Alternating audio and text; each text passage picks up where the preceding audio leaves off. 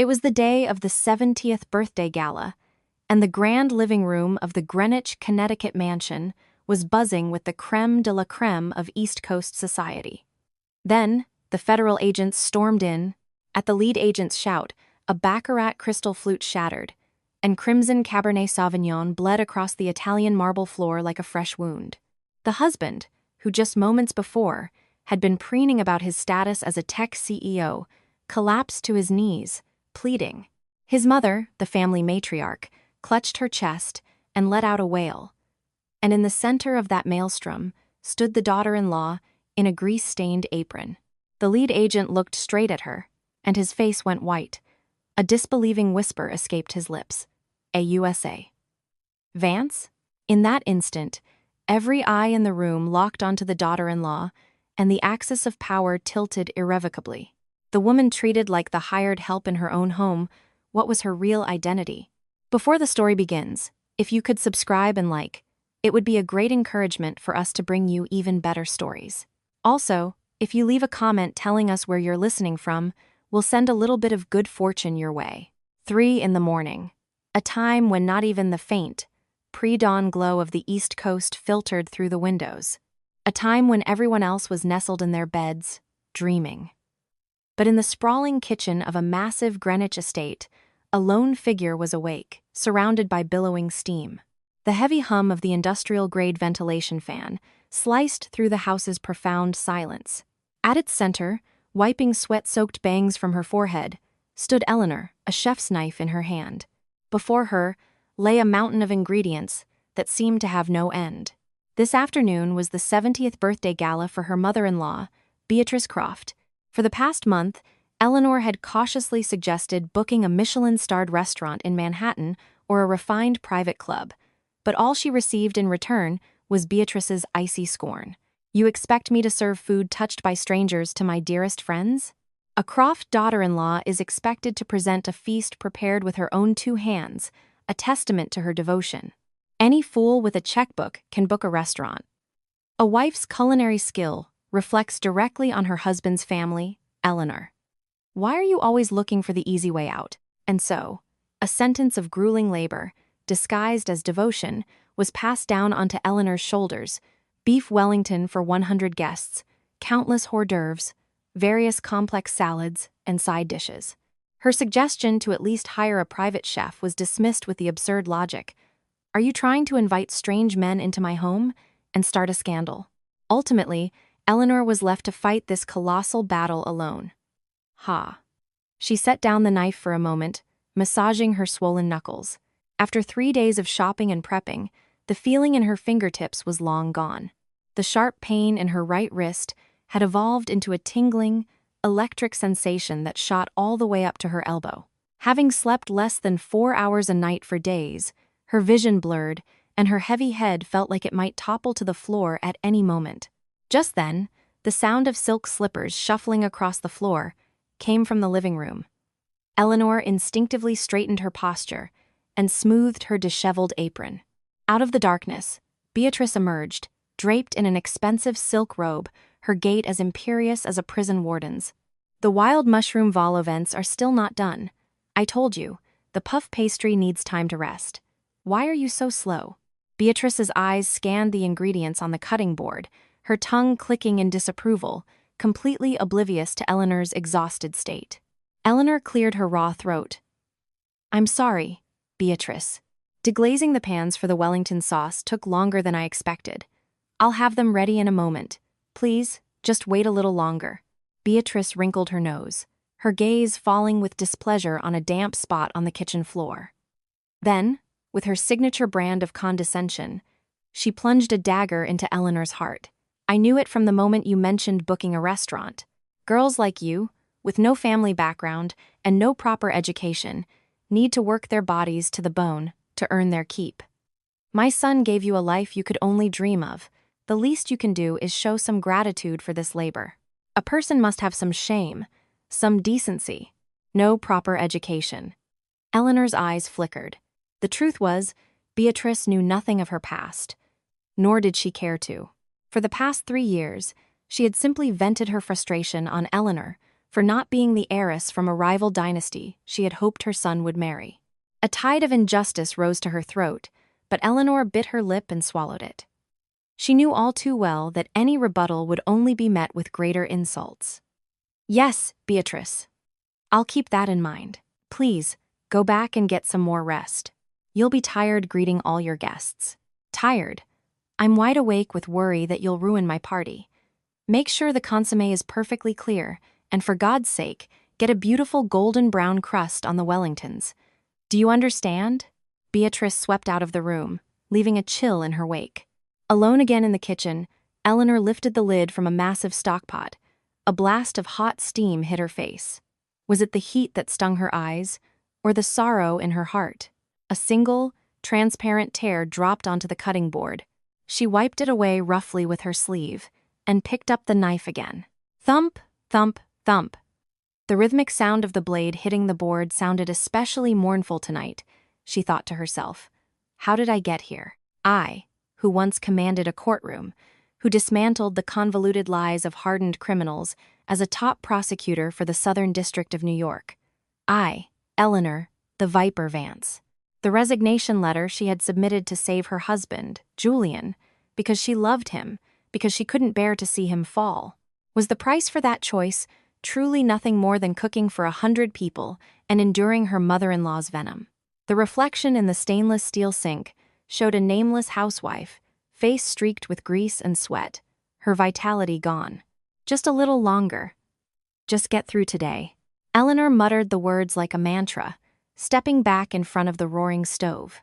The intense heat seared her skin, but she steeled her heart against a pain that was far colder and continued to chop, her movements relentless and mechanical. The ticking clock, approaching 4 a.m., felt like a noose tightening around her neck. But Eleanor didn't know. She couldn't have known that this pre-dawn battle was merely the prelude to a hurricane that would change her life forever.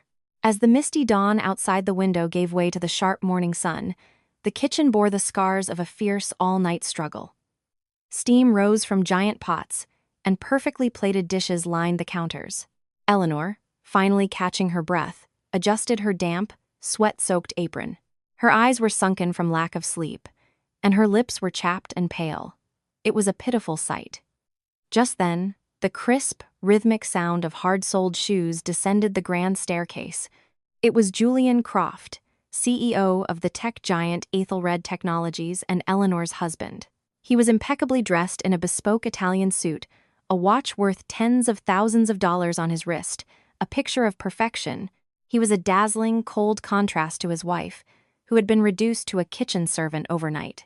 At the sound of his approach, Eleanor hastily tucked a stray strand of hair behind her ear and forced a smile. "Honey, you're up. Did you sleep well?" Julian didn't even glance at her. He stopped at the kitchen entrance, his brow furrowed in disgust as he surveyed the chaotic scene. The large stockpots on the floor, the scattered vegetable peels, and the greasy smell that permeated the entire house.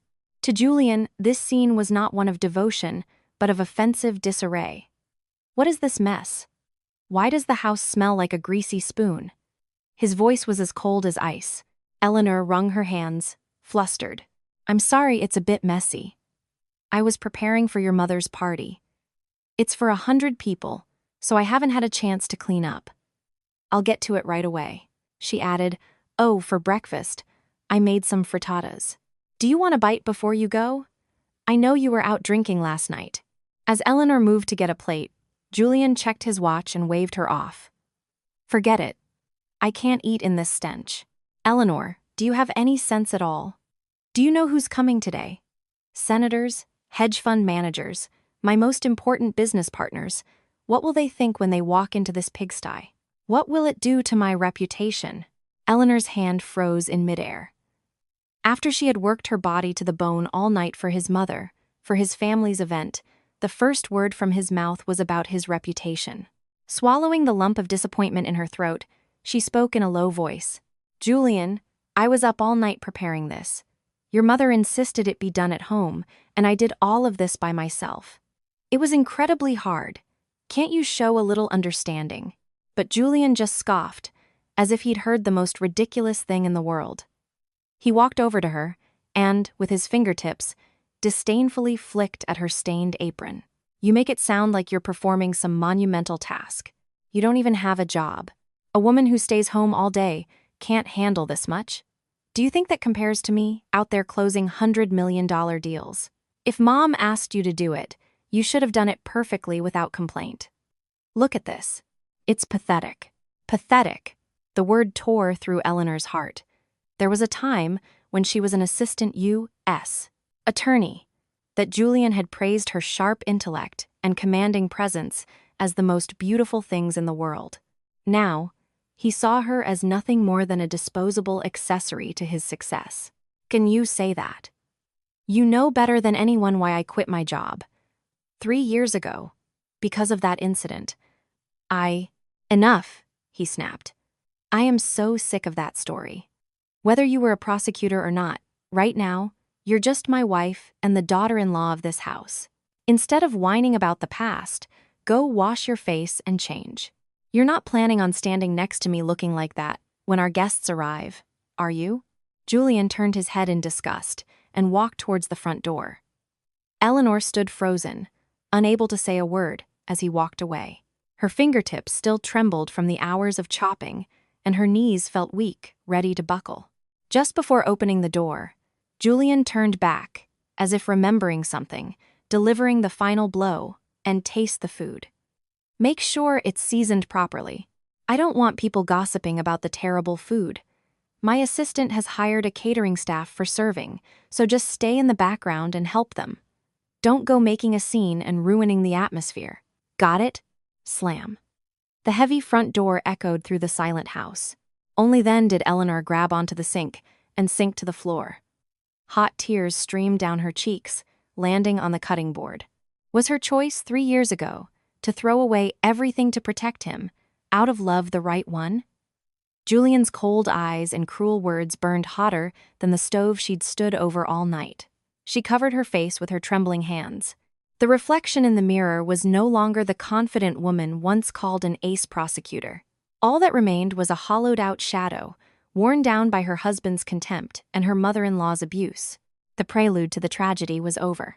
Her husband's coldness had created a deep fissure in her heart, and through that crack, a long-suppressed rage was beginning, slowly but surely, to rise. By 11 a.m., the driveway of the Greenwich estate was lined with black luxury sedans. The guests, alighting from their cars, were impeccably dressed, and the living room was filled with the heady scent of congratulatory flower arrangements and expensive perfumes. But behind this veneer of opulence lay the blood and sweat of Eleanor, who had toiled all night in the kitchen. Eleanor, having changed but still wearing a fresh apron, began the task of serving. Although Julian had sent his assistant and a team of professional waiters, her mother-in-law, Beatrice, made a point of calling her over. It makes the guests feel more special when the daughter-in-law herself brings them a dish, she'd said. But her true intention was to parade Eleanor around like the hired help, a way to flaunt her own authority. Eleanor quickly wiped her sweaty face and weaved through the guests carrying a heavy tray. The feeling in her legs was long gone, each step a shooting pain as if walking on needles. But she bit her lip and maintained a strained smile. Oh, Beatrice, just taste these crab cakes. They're absolutely perfect. Your daughter-in-law is truly a master in the kitchen, isn't she? Julian's aunt, Carol, remarked, setting down her fork. At her words, the eyes of the surrounding family members all turned to Eleanor. Eleanor bowed her head slightly and replied cautiously, I'm so glad you like them, Aunt Carol. I put my heart into it. Please, enjoy. Before she could even finish, Beatrice, seated at the head of the table, let out a dismissive snort. Fanning herself with a hand adorned with a large, ostentatious emerald ring, she raised her voice for all to hear. A master? In this day and age, what use is a daughter-in-law if she can't even do this much? Our Eleanor might not have much else going for her, but at least she has a strong back. I told her, you have no prestigious family name or Ivy League degree, so you'd better make yourself useful in other ways. Isn't that right, Eleanor? An awkward silence fell over the room at Beatrice's blatant insult, but the shrewder relatives quickly began to chuckle and play along to stay in Beatrice's good graces. Ha ha! Beatrice, You certainly know how to manage your household. Young women these days would never dream of doing this. Eleanor is so obedient. Obedient? Or maybe she just has nowhere else to go. Aunt Carol added with a malicious grin, looking Eleanor up and down. Eleanor gripped the tray tightly. Her knuckles turned white, and her hands began to tremble. Humiliation rose in her throat like hot lava. And what of her husband, Julian, who was witnessing this whole spectacle? Not only did he not intervene, but he also clinked his wine glass with a business partner, pretending not to hear. In fact, he seemed embarrassed by his wife's shabby appearance and turned his head away. "Beatrice, you're going too far, especially in front of your guests," Eleanor managed to say in a small voice. But Beatrice, as if waiting for this, slammed her fork down and glared at Eleanor. "Too far? Did I say anything that wasn't true? If it weren't for my Julian, you'd be washing dishes in some back alley diner right now. Your days of posturing with a law degree are long over. Don't you ever forget that you are now the daughter-in-law of my house. Now stop standing there and go get Mr. Henderson another bowl of soup. He's complaining it's gotten cold." The guests' snickering gazes felt like arrows in her back. Eleanor silently lowered her head, but in her downcast eyes a new, cold fog was beginning to form. "Yes, Beatrice. I'll get it right away." She turned and headed back to the kitchen. As she walked away, the whispers of the relatives followed her like daggers. Look at the glare on her face. Such an ungrateful girl. Well, what do you expect? You can't change your origins. In the solitude of the kitchen, Eleanor looked down at her own hands, swollen and stained from preparing a feast for 100. But the trembling was no longer from fatigue or sadness. It was the seismic tremor of a human being named Eleanor Vance, who had been dormant for 3 years, finally erupting in rage against those who trampled her dignity. She gripped the edge of the sink and whispered, "Right. This is all I ever was to you. You never once wondered what I gave up to be here." Her eyes turned cold and hard. The tears that had fallen onto the tray had long since dried, replaced by a burning desire for revenge and a chillingly clear sense of purpose. The grand party in the living room was no longer a family celebration. To Eleanor, it was now a fortress of hypocrisy and arrogance that she had to tear down. She picked up another tray. But this time, her steps were not heavy. They were silent and deliberate, like a predator stalking its prey, preparing for its next move. The boisterous laughter of her mother-in-law and the sycophantic chatter of the relatives continued to fill the living room. Eleanor excused herself to the restroom and slipped away to her room on the second floor. The moment she closed the door, the oppressive noise was cut off, replaced by a deafening silence. Leaning against the door, she pressed a trembling hand to her chest. Her heart was pounding as if it would burst. Ha, ha. Her ragged breaths echoed in the room. Her reflection in the mirror was a wreck. Makeup smudged by sweat and tears, hair reeking of cooking oil, and a spirit shattered by her husband's cruelty. She stumbled towards the enormous walk-in closet. It was a gallery of luxury. Filled with designer bags and expensive coats, Julian had bought her to maintain the image of a CEO's wife. To Eleanor, they were nothing but the gilded bars of a cage. She reached for the deepest, highest corner of the closet. Tucked behind a large travel trunk was an old, faded wooden box. With trembling hands, she took it down and sat on the floor. It was a box she hadn't opened in 3 years, a box she hadn't had the courage to face. Her touch was almost reverent as she wiped away the thick layer of dust. "Hello again, Eleanor Vance." Her own name felt foreign on her lips. In this house, she was Eleanor or Hey, you, but never the name she had once worn with such pride. When she opened the lid, the first thing she saw was her gold-embossed credentials in a navy blue case. Eleanor Vance, Assistant United States Attorney, Southern District of New York. The woman in the ID photo was a stranger. Her hair was pulled back neatly, her eyes sharp and intelligent, capable of seeing through any lie, and a confident smile played on her lips.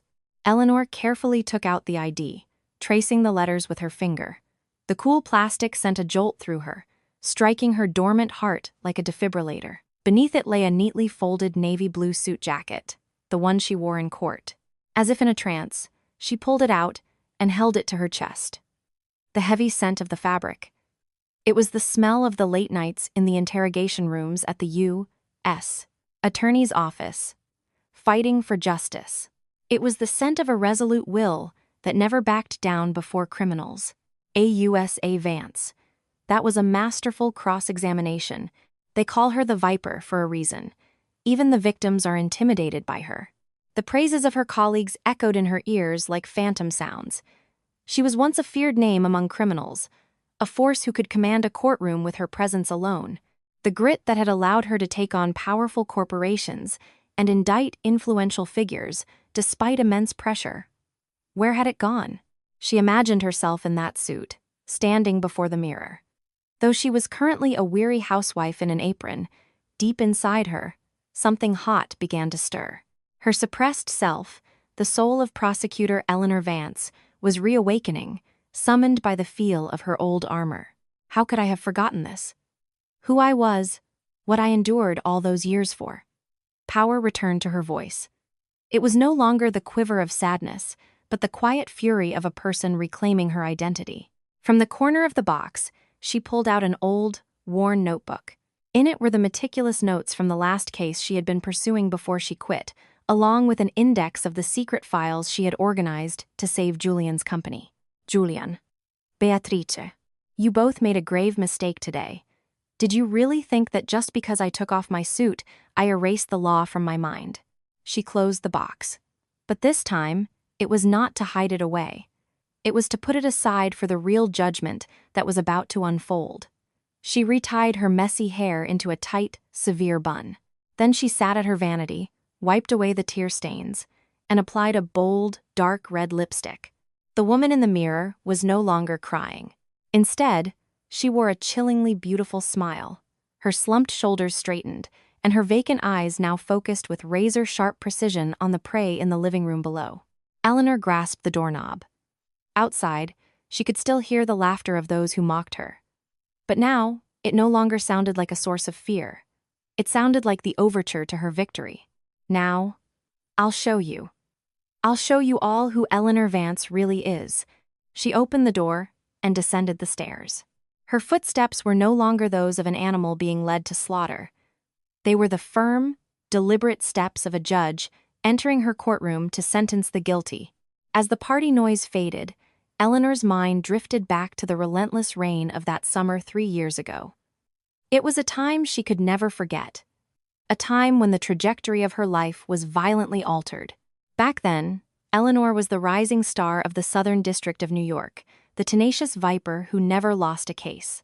In contrast, her husband Julian's company, Aethelred Technologies, was facing its greatest crisis.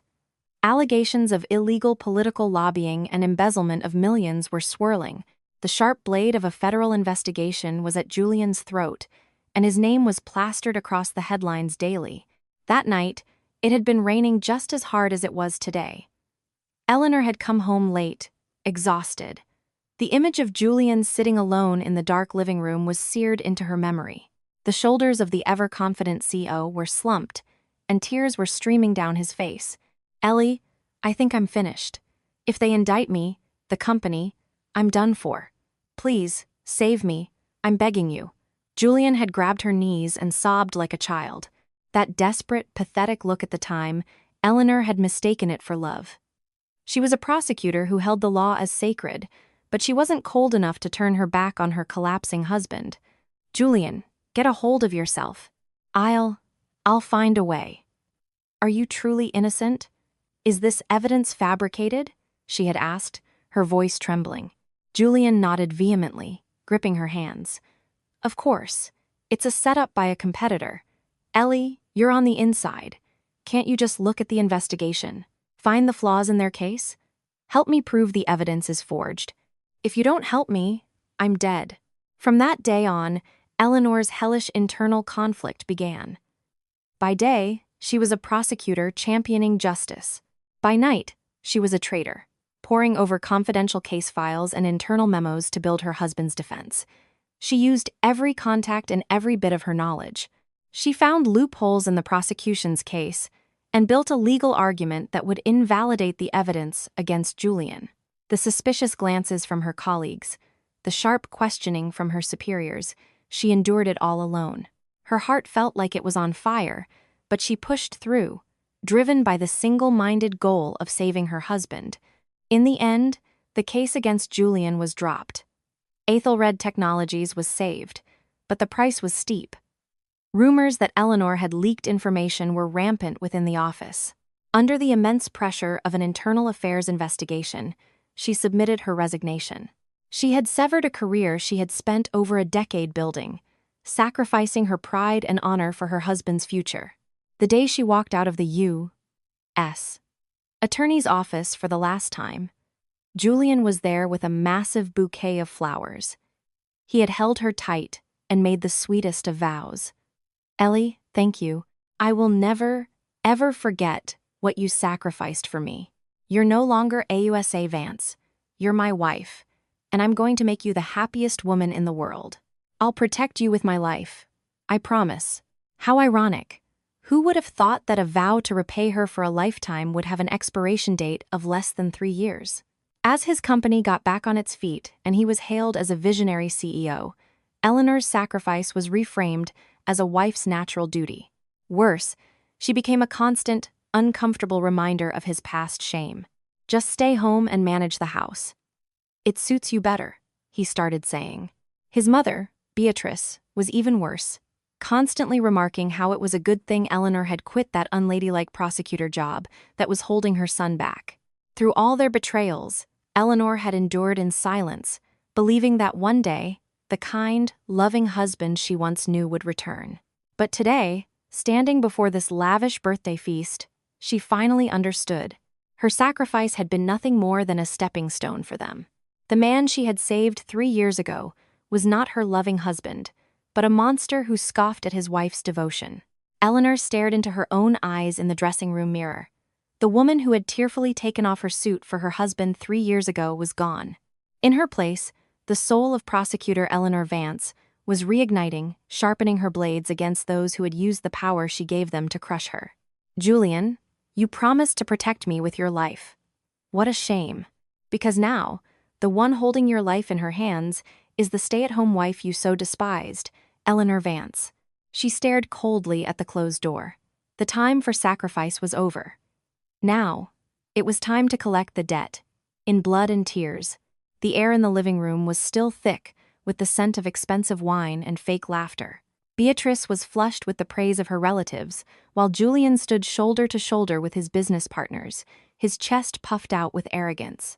Eleanor watched their charade from the wings, her eyes cold as she stood at the kitchen entrance. And then, it happened. A heavy sound shattered the mansion's peaceful atmosphere. Bang, bang, bang.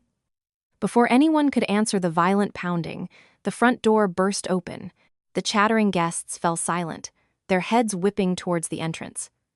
There, a group of stern-faced men in dark suits and FBI windbreakers stormed in, carrying blue evidence boxes like shadows of doom. The sound of their heavy footsteps on the marble floor, at least a dozen of them, instantly turned the festive mood to one of terror. "FBI, we have a federal warrant for the arrest of Julian Croft, CEO of Aethelred Technologies, and a warrant to search these premises." At the thunderous announcement, the crystal wine glass in Beatrice's hand slipped and shattered. The sharp tinkle was followed by red wine spreading across the floor that Eleanor had scrubbed all night like a pool of blood. What is the meaning of this? Who are you people? Do you know where you are? Do you have any idea what day it is? Get out. Get out of my house this instant. Beatrice shrieked, clutching her chest. But the agents didn't even flinch. With practiced efficiency, they began to secure the room, herding the screaming guests into a corner. The beautiful party was instantly transformed into a scene of chaos. The meticulously prepared food was crushed under the agents' boots. Julian's state was even more pathetic. The confident CEO from moments ago had vanished. The glass in his hand trembled violently, and his face turned ashen as he stumbled backward. The FBI? No, this has to be a misunderstanding. My company operates entirely within the law. Agent, please, let's talk about this. Julian grabbed the arm of the man who appeared to be the lead agent, his voice a pathetic whine. His eyes darted around, unfocused, and a cold sweat poured down his forehead. The self-made tech billionaire was gone, replaced by a common criminal, staring into the abyss of his own ruin. "Mr. Croft, take your hands off me. You can be charged with interfering with a federal investigation. We are executing a warrant issued by a federal judge. We'll start with your study and your safe." At the agent's cold warning, Julian's legs gave out, and he staggered. "Oh, my son. They're ruining my son. You monsters. Do you know who he is? It's my 70th birthday. You'll all be damned for this." Beatrice collapsed to the floor, sobbing. Where was the proud matriarch, who had just been sneering at Eleanor for being uneducated? She clawed at her hair and tried to grab an agent's leg, but was met with only a cold stare. Amidst this pandemonium, only one person remained perfectly still: Eleanor. Standing slightly apart from the chaos, she observed every move the agents made with a sharp, analytical eye. Their hand signals, the lead agent's commands, the number of evidence boxes they brought in. The white-collar crime division, they've cast a wide net, but their entry was too aggressive. There must be procedural flaws. Eleanor's mind was already spinning with cold, hard legal logic. The prosecutor's instincts, suppressed for 3 years, were awakening with a vengeance in the middle of this chaos. Julian, now sobbing, tried to call his lawyer, but an agent confiscated his phone, leaving him to stand there, dazed and broken. The relatives and family friends, fearing they might be implicated, began to back away, slipping out of the mansion one by one. "Eleanor! Ellie! You were a prosecutor. Do something. Stop them." Julian finally spotted her standing in the corner and shrieked. At his desperate cry, Beatrice's eyes shot open and fixed on Eleanor.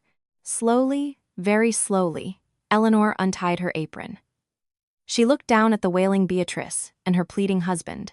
A tiny, cold smile touched her lips. "So now you see me, Julian." Her voice was low, but it cut through the noise and struck Julian's ear with perfect clarity. It was time for Eleanor to take center stage. The festive splendor of the party was gone. The carefully crafted appetizers were now greasy smudges on the floor, crushed underfoot. A spilled bottle of Dom Perignon fizzed like a dying scream. The living room was a scene from hell. "All right, team. Secure the study and the safe room. If we don't get a password, use the drill." At the lead agent's order, Julian lunged forward like a madman, but his limbs were trembling like leaves. "Wait, you're making a mistake. Don't you know who I am? I'm Julian Croft. I'm a pillar of this country's tech industry. You'll all be sorry when my legal team gets here." His shouts were pathetic and hollow. The agents brushed him aside with ease. Julian, now on the floor, fumbled for his phone again, only to remember it was gone. "Oh God, the world is ending. What did my son do to deserve this? It's my 70th birthday. My 70th!" Beatrice wailed, pounding the floor. Where was the elegant society queen now?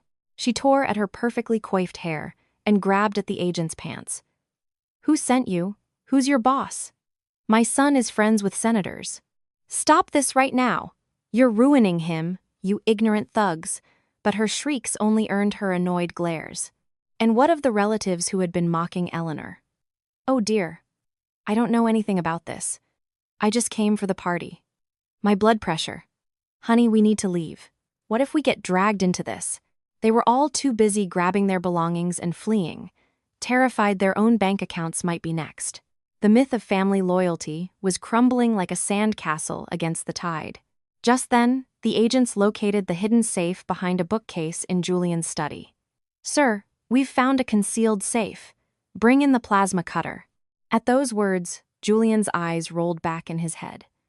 That safe contained a second set of books for Aethelred, details of a slush fund, and secrets so vile they could never see the light of day. "No, not that. You can't. That's a violation of my privacy. Does the warrant specifically mention that safe?" He crawled on the floor, grabbing the lead agent's pant leg, begging. "Agent, please. I'll make it worth your while. Just pull your team out for now, and I'll come down to the field office tomorrow. I swear. Just leave the safe." It was a truly pathetic sight. The titan of industry, whose power was built on his wife's sacrifice, was utterly helpless before the true power of the law. Eleanor watched it all unfold from the kitchen doorway, her arms crossed. Julian's desperate pleas had no effect. The high-pitched whine of the plasma cutter filled the air as the safe door began to buckle. Beatrice, sensing her son's doom, let out a crazed laugh. "We're ruined! My family is ruined!" Julian just sat on the floor, staring blankly at the ceiling, likely picturing himself in a prison jumpsuit. A suffocating despair settled over the mansion. No one knew what to do. The legally illiterate family could only scream and blame each other. "So this is it for you, Julian Croft." Eleanor's lips moved, but no sound came out. There was no pity in her eyes for the terrified man on the floor, only a cold calculation of the price he would pay for his crimes, and for the 3 years of her life he had stolen. As the lead agent prepared to pry open the door, Eleanor began to walk slowly toward the center of the living room. Wait.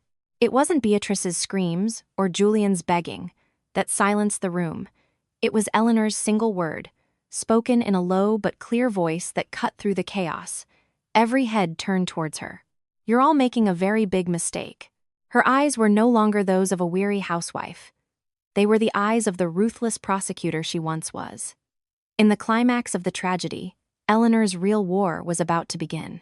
Eleanor walked slowly, deliberately, to the center of the ravaged living room. The meek housewife who had bowed her head to her mother-in-law's insults and absorbed her husband's contempt was gone. She walked past the groveling Julian and the wailing Beatrice, her eyes as cold and deep as a frozen lake. "Stop. Before you open that safe, I believe we need to review procedure." Her voice, though not loud, carried a strange authority that instantly silenced the agent's clamor and Beatrice's sobs. The agents with the plasma cutter paused. It was then that Eleanor reached behind her and slowly untied the knot of the old, stained apron. She let it fall to the floor, as if discarding a piece of filth. Thud! The sound of the apron hitting the marble was heavier and more resonant than any other sound in the house that day. It wasn't just a piece of cloth. It was the sound of the chains of servitude breaking, the sound of the prison called family crumbling to dust. With the apron gone, Eleanor stood up straight, her slumped shoulders squared, and the exhausted haze in her eyes sharpened into a penetrating beam like a searchlight. "Eleanor, what are you doing? Do something about these people," Julian stammered, looking up at her from the floor. But Eleanor didn't even spare him a glance. It was as if he no longer existed in her world. She ran a hand through her messy hair and stood before the lead agent. Though she was shorter than him, she projected an overwhelming sense of authority. It was the aura of someone who had handled thousands of criminal cases, who had stared into the eyes of the most depraved criminals and dragged the truth from them. "Agent, I understand you're performing your duty, but don't you think this is a bit excessive?" Her tone was polite, but her voice was glacial. The lead agent felt an involuntary chill run down his spine. He had assumed she was just the cook, but the look in her eyes was not that of a civilian. "Ma'am, who are you? Please step aside. This is an official federal investigation." He tried to sound stern, to wave her away. But Eleanor didn't move an inch. Instead, she took a step closer. Her eyes scanned his badge and the warrant in his hand in a fraction of a second. "An official investigation, you say? I have a few questions about the scope and procedural validity of this warrant. Would you like to proceed? Or would you like to hear me out?" She raised one corner of her mouth in a slight smile. It wasn't a smirk, but the confident calm of someone in complete control. Julian and Beatrice stared, dumbfounded. They couldn't believe that Eleanor, who usually couldn't even talk back, was now coolly debating legal theory with these terrifying federal agents. "Eleanor, are you crazy? They're the FBI." "What are you saying?" Julian cried out. Eleanor simply raised a hand, a gesture to silence him. "Be quiet, Julian. This is no longer your stage." Her cold command shut him up. The sheer force of her presence was so powerful, he didn't dare argue. The atmosphere in the room had shifted entirely, now revolving around Eleanor. The agents had stopped moving, their attention fixed on her. She was no longer a kitchen drudge. She was the judge presiding over this entire scene. "Now then, may I see the warrant?" Eleanor held out her hand. The knuckles were still swollen, but her gesture was as firm and precise as it had been when she wielded the sharpest legal arguments 3 years ago.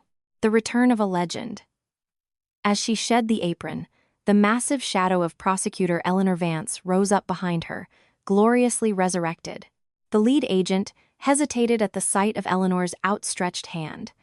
For a woman who had just come from the kitchen, the authority radiating from her was unnerving. As if compelled, he handed her the thick stack of documents. Eleanor took the warrant and slapped it down on the coffee table. She knelt and began to flip through the pages. Her swollen fingers looked painful, but her movements were swift and precise. Her eyes scanned the legal text like a high-powered machine. Let's see.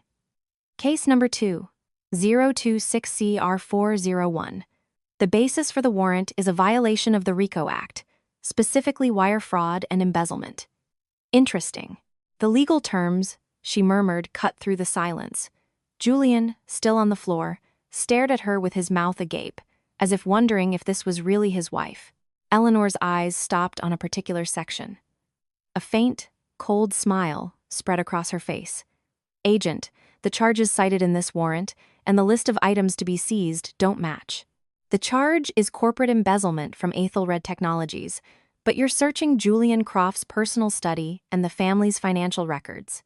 This looks like a classic fishing expedition, an attempt at a backdoor investigation, wouldn't you say? The agent's face hardened. Ma'am, what are you talking about? We are operating within the scope. The scope? Look here. Eleanor's finger jabbed at the bottom of the page. The location to be searched is limited to Aethelred Technologies headquarters and related corporate facilities. This mansion is Mr. Croft's private residence, not a corporate property. To raid a private home like this, without specific, substantiated evidence that corporate funds were moved to a safe in this house, is a clear case of overreach and a procedural violation. She continued, her voice gaining strength. Furthermore, look at the time. This warrant does not include a no-knock or nighttime provision, yet you stormed in here at the crack of dawn and destroyed a private family gathering. You're aware that's grounds for an official complaint and internal review, aren't you? Faced with Eleanor's airtight legal assault, the agent swallowed hard. The other agents began to look at each other nervously. They had mistaken her for a simple housewife, but her ability to dissect a federal warrant in seconds was anything but ordinary. Ellie, what are you saying? Can you really stop them? Julian asked, his voice a hopeful croak. Without looking at him, Eleanor kept her eyes fixed on the lead agent. Stay out of this, Julian. If you've done something wrong, I'll deal with you later. Right now, I will not stand by and watch these men violate the law and defile my home. She stepped closer to the agent. She was smaller, but the pressure she exerted felt immense. Agent, cease this search immediately. This warrant is unenforceable. I am prepared to file an emergency motion to quash this warrant with a federal judge right now, and I can also file a civil rights complaint against you and your team for abuse of power. The choice is yours. Will you retreat now and avoid public humiliation, or will you come back later with your paperwork in order? Her voice was firm, and her eyes blazed with the fierce charisma of a prosecutor. The lead agent stared at her face. It was smudged with sweat and grime, but the light in her eyes, it reminded him of a legendary, fearsome superior he'd once had. Who are you? You're no ordinary family member. Your legal knowledge is too precise. The agent's voice trembled slightly. Eleanor straightened her collar, and for the first time in 3 years, spoke the name she had so coldly discarded. My identity? Well, 3 years ago, I was one of the people you rookies used to line up to see, hoping to get your case files approved. Does that ring a bell? Her provocative question made the air in the room freeze. Beatrice clutched her heart in disbelief, and Julian shivered, clenching his fists. The lead agent's eyes widened in shock. This was no housewife's rant. It was a declaration of war against the world that had trampled her honor and the family that had taken her for granted. It was the true voice of Prosecutor Eleanor Vance. The chaos in the living room subsided as if by magic. The lead agent's eyes scanned Eleanor's face, a flicker of recognition in them. Hidden beneath the sweat and smudges was an unmistakable, steely glint. A name from 3 years ago. A name that had shaken the U.S. Attorney's office flashed through his mind like lightning. You're not. AUSA Vance? Eleanor the Viper Vance, from the White Collar Division? At the name that escaped the agent's lips, everyone in the room froze. The agents heading to the study stopped in their tracks, turning to stare at Eleanor, their faces a mixture of shock and awe. Eleanor held the agent's gaze and allowed a small, cold smile to form on her lips, the smile of a legendary superior. So you finally recognize me, Agent Miller. If I recall, 3 years ago you were a rookie who brought me a half-baked indictment memo. I sent you back to rewrite it 3 times. You've come a long way, haven't you? Promoted to a lead agent who raids private parties. At Eleanor's quiet rebuke, Agent Miller's face turned pale.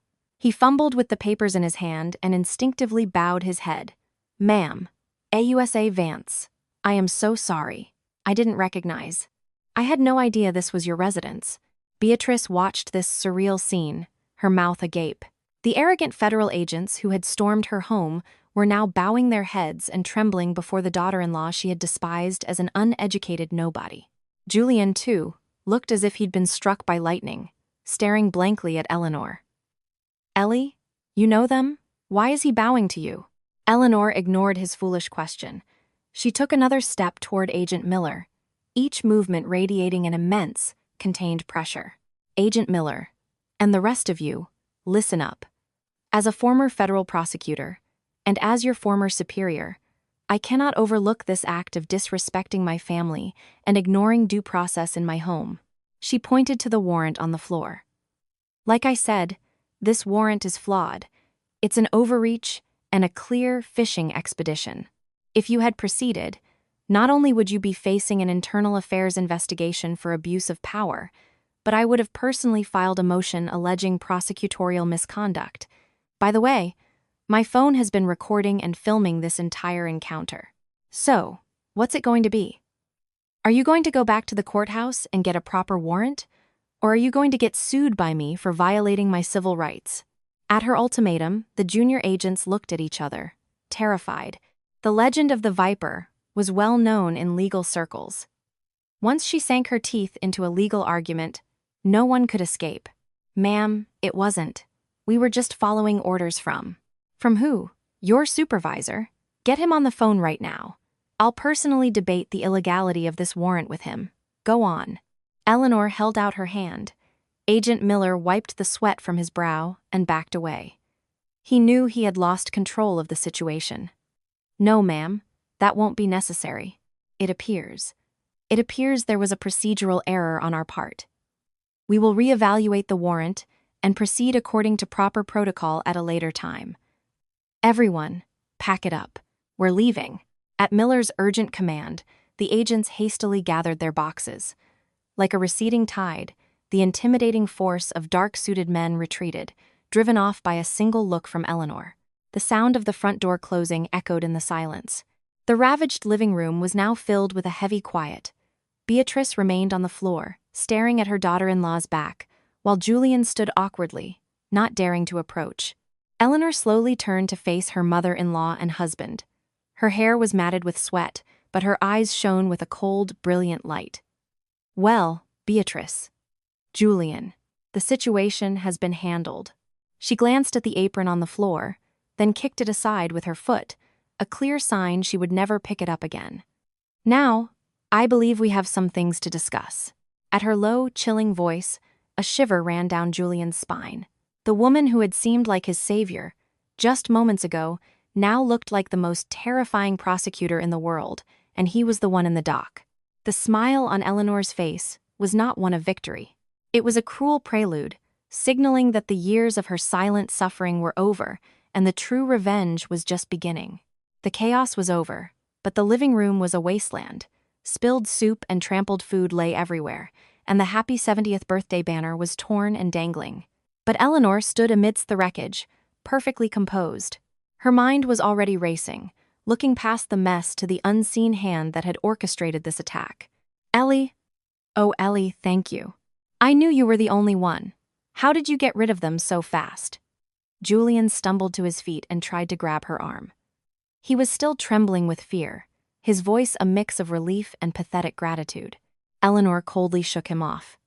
She picked up a stray copy of a document Agent Miller had left behind. Save your thanks. That's not what's important right now. Her eyes were fixed on the informant's statement on the back of the warrant. It contained inside information, but it was cleverly twisted. The finely tuned radar in her mind started blaring. Julian, did you meet with CEO Thompson of Omnicorp recently? Julian blinked, startled by the random question. Thompson, he's my biggest competitor. I see him at industry events. Why? The information in this warrant was provided by Mark, from your finance department. And Mark was caught trying to move to Omnicorp last month, wasn't he? Don't you remember? At her sharp question, Julian's face went pale again. How? How did you know that? The thing with Mark was confidential. Only my executive assistant and I knew. Eleanor simply smiled coldly. Julian had no idea that the woman he thought was just chopping vegetables in the kitchen had, in fact, been keeping a very close watch on his company's affairs. She walked to the corner and took an old burner phone from her coat pocket. It was the phone she had deactivated when she quit her job 3 years ago, the one containing her secret list of contacts she couldn't bear to throw away. She dialed a number. It was answered after only a few rings. It's me, Eleanor Vance. Yes, it's been a while. Skip the pleasantries. The FBI just raided Athelred based on a faulty informant tip. Can you find out where a man named Mark from their finance team is right now? Yes, I just need confirmation that he's connected to Thompson at Omnicorp. Call me back in 10 minutes. The look on Eleanor's face as she hung up was that of a predator who knows its hunt will be successful. Beatrice, watching from the side, swallowed hard. The sight of her meek daughter-in-law commanding a network of powerful contacts with a single phone call was terrifying. Eleanor, what are you doing? Is Mark really betraying my son? Beatrice asked timidly. Eleanor didn't even look at her, her eyes fixed on her watch. Beatrice, these people are not as simple as you think. They fabricated evidence to get a warrant so they could destroy your son's company. If I don't stop this now, this grand mansion you're so proud of will be on the auction block by tomorrow. Do you understand? At her ice-cold words, Beatrice fell silent. 8 minutes later, Eleanor's phone buzzed. A text message. Her eyes lit up. Found him. Mark is holed up in a safe house, provided by Omnicorp. He's signing a backroom deal with Thompson right now. Promised a huge payout in exchange for feeding the feds more evidence after the raid. She immediately called Agent Miller. Agent Miller, Eleanor Vance. You just left, correct? Turn your team around and head to the M Hotel in Midtown, Suite 1204. You'll find your real evidence there. Mark is with CEO Thompson of Omnicorp. Oh, and by the way, a friend of mine is recording their conversation as we speak, so you'd better get there fast. You can either face an internal review for a botched raid, or you can be the hero who exposed a massive corporate conspiracy. Your call. Agent Miller's frantic voice could be heard on the other end. The tables had turned completely. In just 10 minutes, Eleanor had not only saved her husband's company, but had also turned the FBI into her own personal weapon to take down his rival. It's over. Eleanor closed her phone and let out a deep breath. Julian, still on the floor, was overcome with emotion and tried to grab her leg. Ellie, you're my savior. I would have gone to prison without you. Thank you so much. But Eleanor looked down at his hand with utter contempt. Her eyes were not filled with relief, but with the cold reason of a predator that had just finished its kill. Don't delude yourself, Julian. I didn't save you because I feel sorry for you. I did it because I couldn't stand the thought of someone else destroying what I planned to tear down with my own 2 hands. Her voice, colder than the air in the ruined room, pierced Julian's heart. The family, still basking in the glow of their narrow escape, finally realized from her chilling expression that something was terribly, terribly wrong. The hero's work was done. Now, the judge's true sentence was about to be handed down. It's over.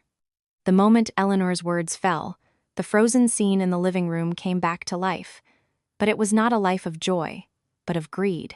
Having witnessed her stunning intellect and her power over the FBI, her family no longer saw her as a daughter-in-law, but as the absolute authority who held their lives in her hands.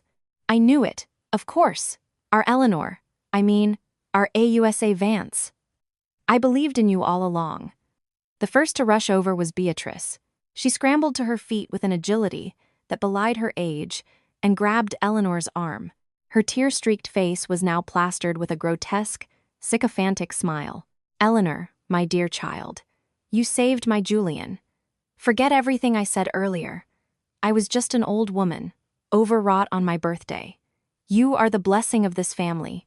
I've been bragging about you to everyone since you were at the SDNY. You know that."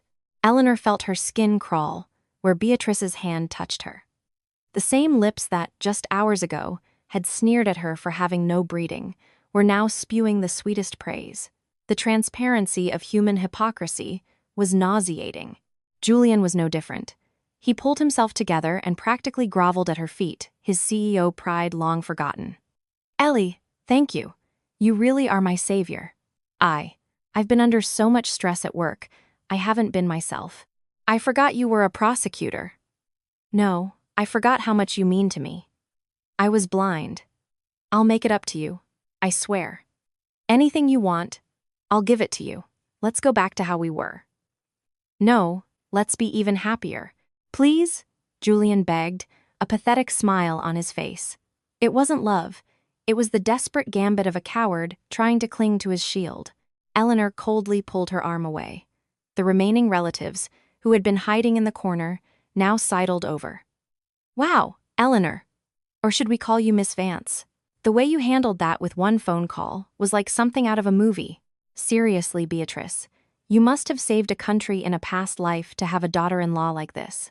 "Eleanor, please forget what we said earlier. We were just in shock. We're all family, right?"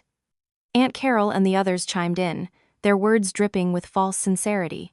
Eleanor slowly looked at each of their faces. The same mouths that had whispered about her being a gold digger were now gleaming with flattery. She looked down at the kneeling Julian and the fawning Beatrice and spoke, her voice like ice. "So, Beatrice, Julian, you finally see my value. A few hours ago, I was just the help, good for nothing but cooking for 100 people. A few FBI agents show up, and suddenly, I'm a human being again. Oh, Eleanor, don't say that. It was just a family misunderstanding. Now, let's all pull ourselves together. You must be exhausted, dear. Go rest. I'll hire a cleaning crew to take care of this mess." "We can't have our precious Eleanor getting her hands dirty," Beatrice said, trying to pat her on the shoulder. But Eleanor stepped back, creating a cold distance between them. The look in her eyes was the complete opposite of the family's relieved expectations. It was as cold as a glacier. "Don't delude yourselves. I didn't save this family because I care about it, or because I think of you as my family. I did it because I could not allow you people to trample on the honor I myself chose to sacrifice. And Julian," she leaned down toward him. He looked up, his eyes filled with hope. Eleanor whispered in his ear, her voice quiet, sharp, and terrifying. "You said you'd do anything I want, that you'd make it up to me. That wasn't just a lie to get out of this situation, was it?" No. I swear on my life, Ellie. Let's go back to how things were, please." At his pathetic confirmation, a tiny, cruel smile formed on Eleanor's lips. "Good. In that case, I have one last gift for you. The bill for all the happy little memories you've been making. Behind my back." She walked over to the sofa and picked up her handbag. The family watched, holding their breath, expecting some grand gesture of reconciliation or reward. But what Eleanor pulled from her bag was not an olive branch. It was a thick, heavy manila envelope. "Julian. Beatrice. The real main event of this 70th birthday party is just beginning." She tossed the envelope onto the marble table. The dull thud once again froze the air in the room. Julian's eyes widened in terror. Eleanor had completely shed the mask of a housewife.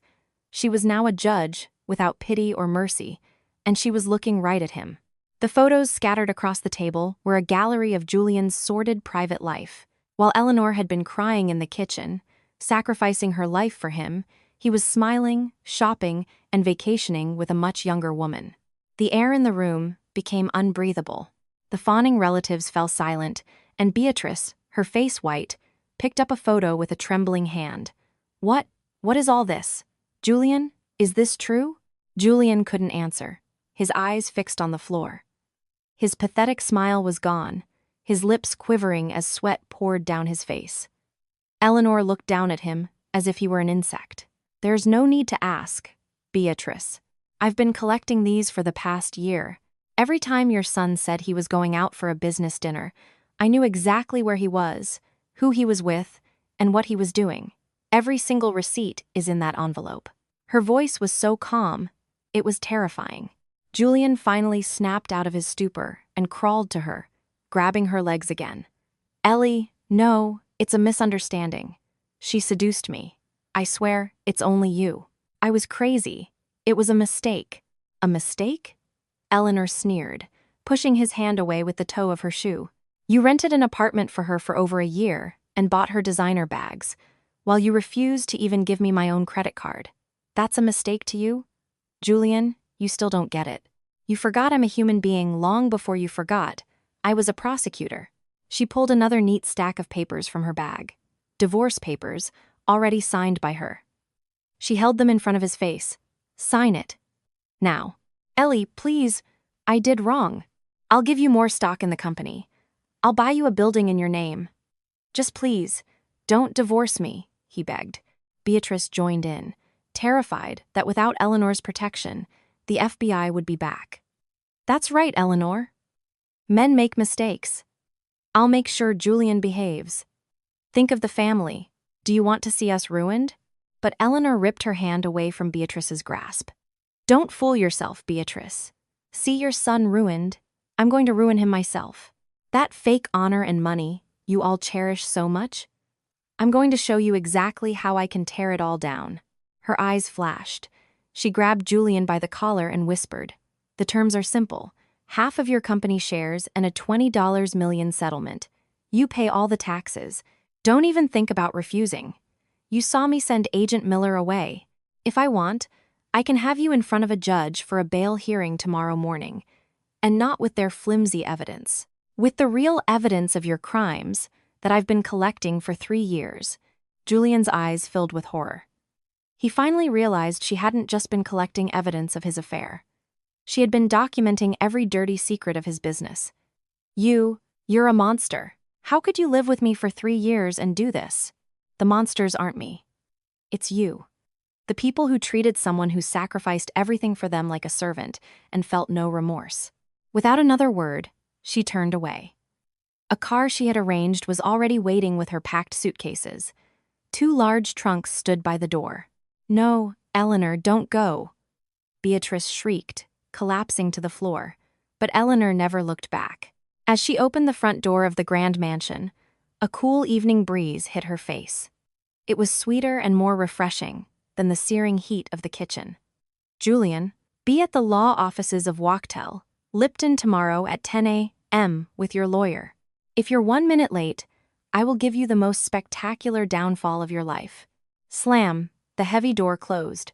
Behind it, she could faintly hear Beatrice's sobs and Julian's screams, but her own footsteps were as light as air. She walked out the main gate, tore the suffocating pearl necklace from her neck, and threw it in the trash. As darkness fell, she got into the waiting car. The reflection in the window was no longer a wife or a daughter-in-law. It was Eleanor Vance, a beautiful warrior who had walked through hell and emerged to reclaim her own life. "Driver, let's go. It's time to go home. My real home." The smile on her lips was stronger and clearer than ever before. A perfect ending, and an even more perfect beginning.